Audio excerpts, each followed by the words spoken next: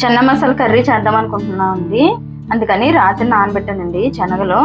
ఒక కప్పు చిన్న కప్పుతో ఒక కప్పు నానబెట్టానండి శనగలో. ఇందులోకి 2 బంగాళదుంపలు తీసుకున్నానండి. మసాలా పట్టాలి కదా, మసాలా కర్రీ లాగా వస్తుందని.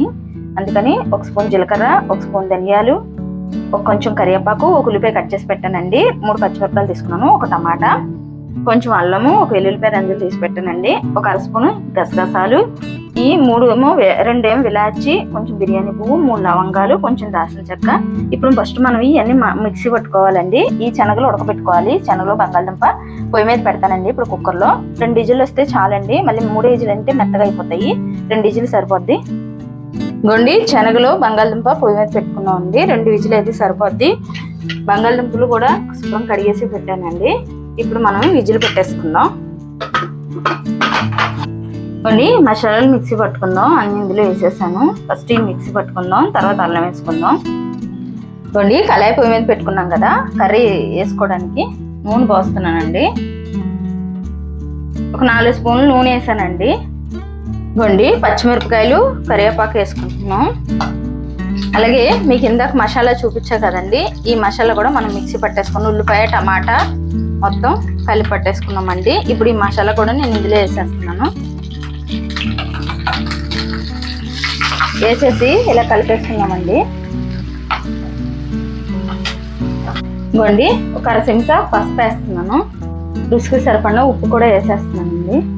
వేసేసి మొత్తం ఇలా కలిపేసుకొని ఒక 2 నిమిషాలు మనం ఇది మూత పెట్టుకుందామండి. గొండి 2 నిమిషాలు అన్నాం కదా, చూడండి మసాలా ఏగిపోయింది, ఆయిల్ పైకి తేలింది చూడండి.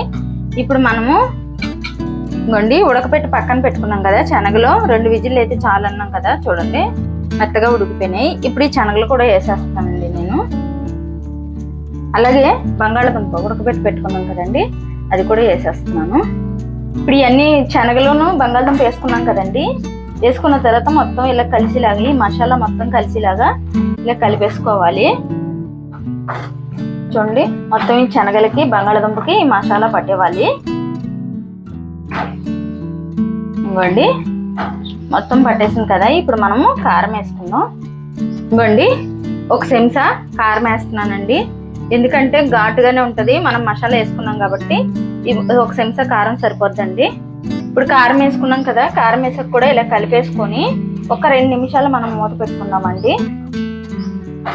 ఇంకోండి మొత్తం ఇలా కారం కూడా మొత్తం పట్టేసి ఇలా కలిపేసుకొని ఒక 2 నిమిషాలు మూత పెట్టుకొని అప్పుడు కొంచెం వాటర్ వేసుకుందాం మనం. ఇంకోండి 2 నిమిషాలు అన్నాం కదా, నీళ్లు పోస్తున్నానండి నేను. ఇంకోండి నీళ్లు పోసేసుకున్నాం కదా, 1 నిమిషం ఇలా కలిపేసుకొని ఒక 5 నిమిషాలు మూత పెట్టుకుందామండి. ఈ శనగలకి బంగాళదుంపకి మసాలా అంతా ఉప్పు కారం అంతా పడుతుంది. ఒక 5 నిమిషాలు మనం మూత పెట్టుకుంటే ఉడికిపోతుంది. ఇప్పుడు ఒక 5 నిమిషాలు మనం మూత పెట్టేసుకుందాం. ఇంకోండి 5 నిమిషాల తర్వాత అన్నాం కదా, కొంచెం కస్తూరి మెంతి వేస్తున్నానండి. కస్తూరి మెంతి వేసి కలిపేసుకుందామండి.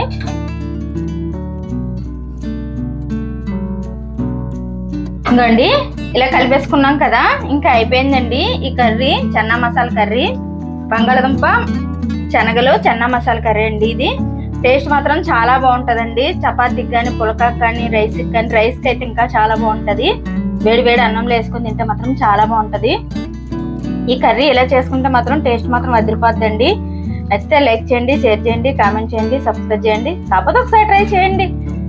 రైస్కి కానీ, పులకాకి కానీ, చపాతీకి కానీ, రోటీకి కానీ సూపర్గా ఉంటుందండి. పొరాటాకి అయితే ఇంకా బాగుంటుందండి, ఎక్సలెంట్గా ఉంటుంది.